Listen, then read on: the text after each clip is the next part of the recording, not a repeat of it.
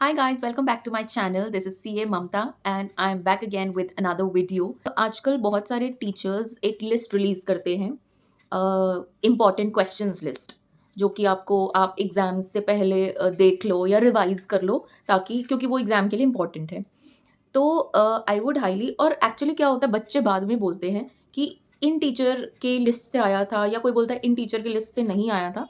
तो इसके लिए आई वुड रेकमेंड, ठीक है, आप उनके लिस्ट की रेफरेंस ले लो। बट जैसे मैंने अभी बताया, क्वेश्चन नंबरिंग, आपको पता है आप क्वेश्चन नंबर 1 में वीक हो या 6 में वीक हो या 7 में वीक हो, तो आप उस क्वेश्चन को टिक करो कि मैं इसमें वीक हूँ। अगर टीचर ने बोला कि क्वेश्चन नंबर 2 बहुत इंपॉर्टेंट है, 1 नहीं करना है या 3 नहीं करना है।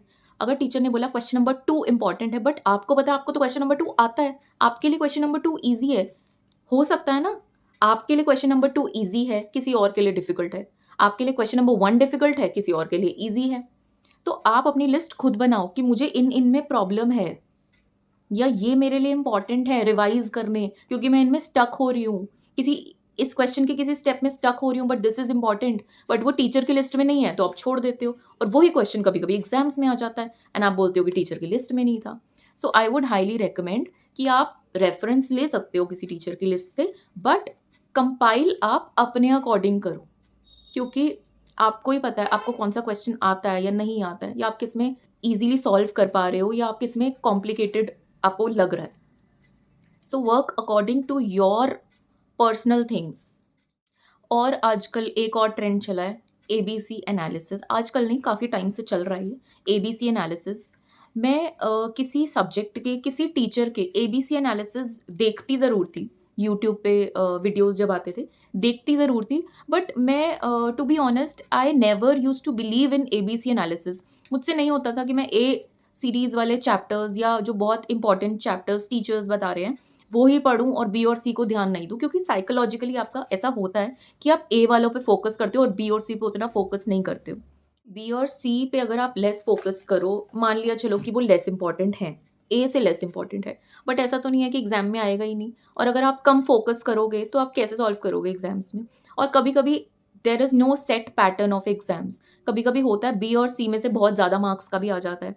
और कॉस्टिंग में तो अक्सर ऐसा होता है, जो लोग कभी कभी बजट चैप्टर को इग्नोर कर देते हैं, बट बजट में से ही ज़्यादा मार्क्स का आ जाता है।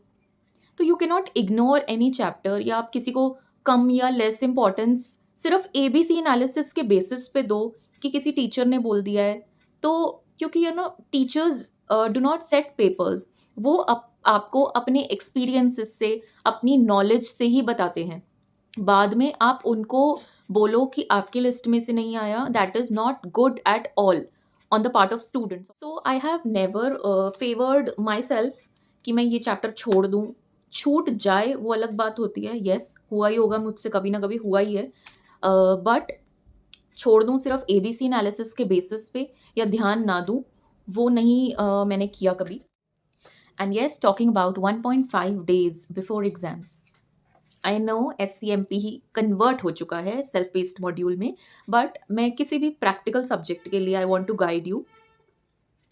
सो in your exams, okay exams की बात हम बाद में करेंगे। सो इन 1.5 days में हमें क्या करना है, इसकी प्लानिंग के लिए हम थोड़ा रिवर्स में जाएंगे, क्योंकि 1.5 days की जो रिवीजन होती है उसकी प्लानिंग आप उस दिन नहीं डिसाइड करते हो, इसके लिए आपको पहले से प्रिपेयर करके रखना है।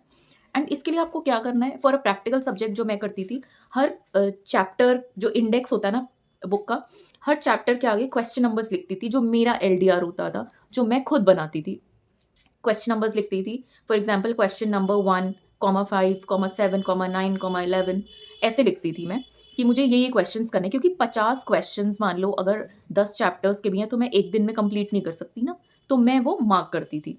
एंड प्रैक्टिकल सब्जेक्ट्स में जो थ्योरी की बात है, वो अगर मैं कोई कंसाइज्ड बुक ले सकूं जिससे मैं क्विकली रिवाइज कर सकूं, जैसे कि मैंने सर की मैजिक बुक ली थी, which is not very lengthy book, तो वो मैंने ली थी एंड मैंने उसको सारा रिवाइज करा था क्विकली, क्योंकि मैं सर की मैजिक रिवीजन लेक्चर्स से 4-5 बार कर चुकी थी, तो मेरा फ्लो था, वो फास्ट क्विक रिवीजन का एक फ्लो था, तो मैंने वो रिवाइज करा।